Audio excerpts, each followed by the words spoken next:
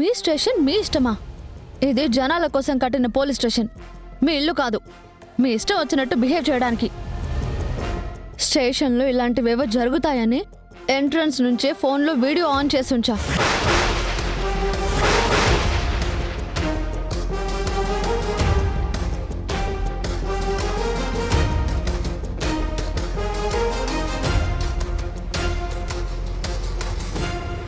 మీరు చేసిందంతా రికార్డ్ అయింది.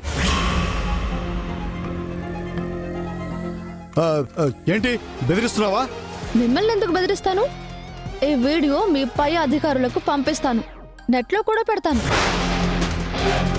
ఆ తర్వాత ఏం చేయాలన్నది జనాలు చూసుకుంటారు, మీ పై ఆఫీసర్ చూసుకుంటారు. పంపించమంటారా? పంపించమంటారా? అలాంటి పనులు చేయొద్దు. ఇప్పుడేంటి, వాడికి అన్నం తినిపించుకోవాలి అంతేగా? పెట్టుకోపండి.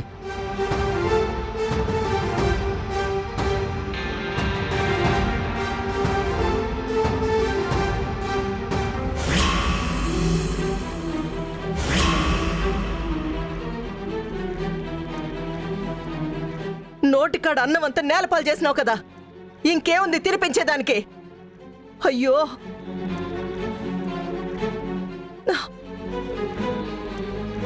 ఇది పట్టుకో.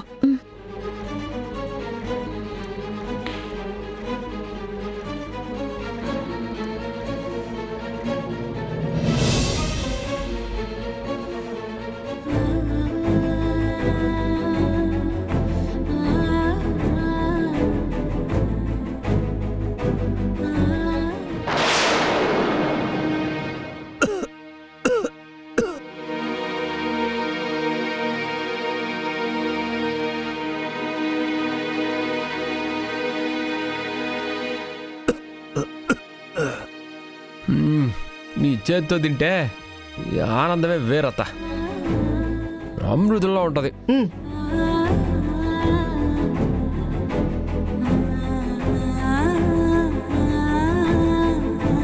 ఇవన్నీ విజయశాంతి నీకోసమే చేసినదిరా.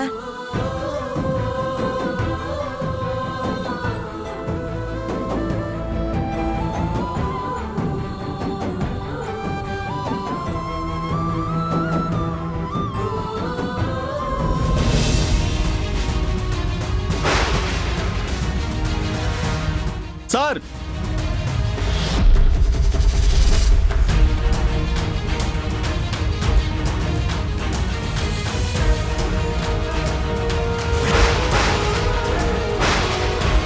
ఈ అన్నంలో వాడి చావుని కలుపుకొని వచ్చాను.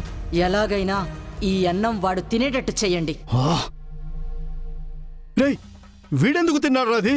సార్, ఈ అన్నంలో ఏదో విషయం కలిసినట్టుంది సార్. రేయ్, మాట్లాడకుండా ముందు వీడిని హాస్పిటల్ తీసుకెళ్ళండి. వెళ్ళండి. మా అత్త క్యారేజ్ తెచ్చుండదులే. అన్నం పరబ్రహ్మ స్వరూపం అంటారు, వృధా చేయకూడదునా. ఇది నువ్వు తినలే.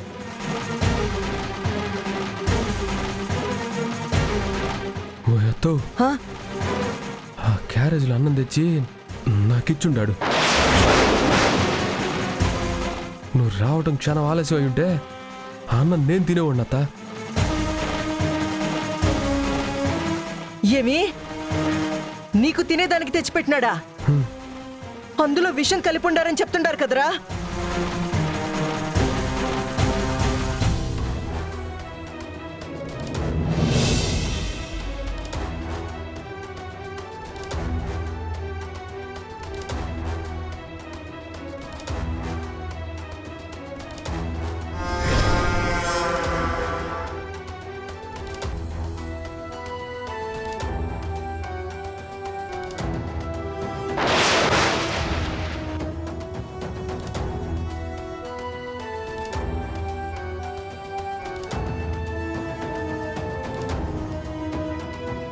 మీరు తినిపిస్తుండండి, నేను వెళ్ళి నీళ్లు తీసుకొస్తాను.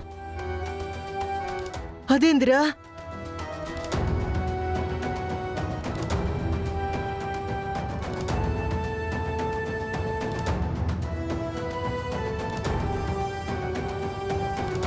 అత్తయ్య,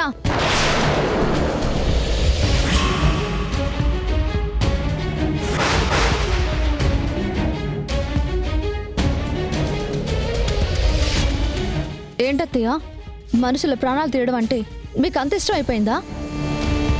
అతన్ని బయట చంపాలని చూశారు, కుదరలేదు. ఇప్పుడు విషం పెట్టి చంపాలని చూస్తున్నారా? నాకేం అవసరం? మరి ఇక్కడ ఏం చేస్తున్నారు? మీరు ఇక్కడ ఉన్నారు, లోపల అలా జరిగిందంటే ఖచ్చితంగా కారణం మీరే. ఆ క్యారేజ్లో అన్నం కానిస్టేబుల్ ద్వారా అతనికి తినిపించాలని చూశారు కదా. మీ ప్లాన్ ఫెయిల్ అయ్యి ఆ కానిస్టేబుల్ తిన్నాడు. పాపం ఇప్పుడు అతను చావు బతుకుల మధ్య ఉన్నాడు. అతనికి ఏమైనా జరిగిందంటే మీరు వెళ్ళి జైల్లో కూర్చోవాల్సి ఉంటుంది. ఇదంతా మీకు అవసరమా? పెద్దవాళ్ళు కదా అని ఇప్పటికీ మిమ్మల్ని గౌరవిస్తున్నాను. అయినా కూడా మీలో చిన్న మార్పు కూడా రావట్లేదు. అవునే, వాడి చావు నేను కళ్ళారా చూడాలి. వాడి చావు నాకు కావాలి. వాడు చచ్చే వరకు నా ప్రయత్నాలు నేను చేస్తూనే ఉంటాను. నేను చూస్తూ ఊరుకోను. చనిపోయింది నీ కొడుకే కాదు, తనతో పాటు నా అన్న కూడా. మీకెంత బాధ ఉందో నాకంతకన్నా ఎక్కువ ఉంది. ఎందుకంటే మా అన్నను చంపిన ఆ చేతులతోనే నాకు తాళి కట్టాడు.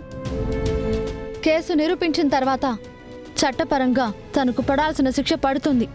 ఓపిగ్గా ఉండు. ఒక మనిషి ఎదుటి మనిషి ప్రాణం తీయాలనుకోవడం చాలా పెద్ద తప్పు. అలా చేస్తే వాళ్ళకి నీకు తేడా లేకుండా పోతుంది. దయచేసి ఇంకోసారి ఇలాంటి ప్రయత్నాలు చేయకు.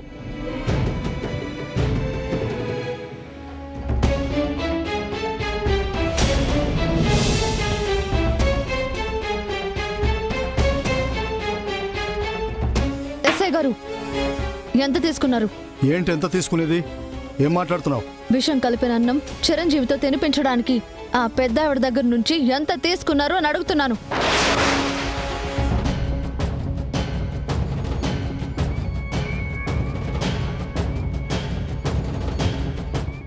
నాకేం అవసరం? అయినా అన్నంలో విషం కలిపిన విషయం నాకెలా తెలుస్తుంది? చూడండి ఎస్ఐ గారు, మొదటి నుంచి మీ ప్రవర్తన కరెక్ట్గా లేదు. ఇప్పుడు ఆ కానిస్టేబుల్ చావు బతుకుల మధ్య హాస్పిటల్కి వెళ్ళడం చూసిన తర్వాతే నాకు అర్థమైంది. ఆ స్థానంలో ఉండాల్సింది చిరంజీవి. పొరపాటున మీ కానిస్టేబుల్ వెళ్ళాడు అక్కడికి. మీరిదంతా ఎందుకు చేస్తున్నారో నాకు తెలీదు. కానీ ఒకటి, అతన్ని చంపడానికి మీరు ఆవిడకి సహకరిస్తున్నారని తెలిస్తే మాత్రం తనకి ప్రాణహాని ఉంది అని నేను వెళ్ళి మినిస్టర్ గారిని కలవాల్సి వస్తుంది. మహిళా సంఘాల్ని కదిలించాల్సి వస్తుంది. ఏంటి ఏంటి నీ ఇష్టానికి నువ్వు బెదిరిస్తున్నావు? నీ బెదిరింపులకి నేను భయపడతాననుకుంటున్నావా? భయపడకపోతే ఉద్యోగాన్ని వదులుకోవాల్సి వస్తుంది. అతనికేం కాదు, నాది హామీ. ముందు మీరు ఇక్కడి నుంచి బయలుదేరండి. నాకు నమ్మకం లేదు. అతన్ని స్టేషన్ నుంచి విడిపించుకుని వెళ్లేదాకా నేను ఇక్కడే ఉంటాను. చూడండి, లేడీస్ ఇలా రాత్రిపూట స్టేషన్లో ఉండకూడదు. రూల్స్ ఒప్పుకోవు. వెళ్ళండి ఇక్కడి నుంచి. నేను ఇక్కడే ఉంటాను.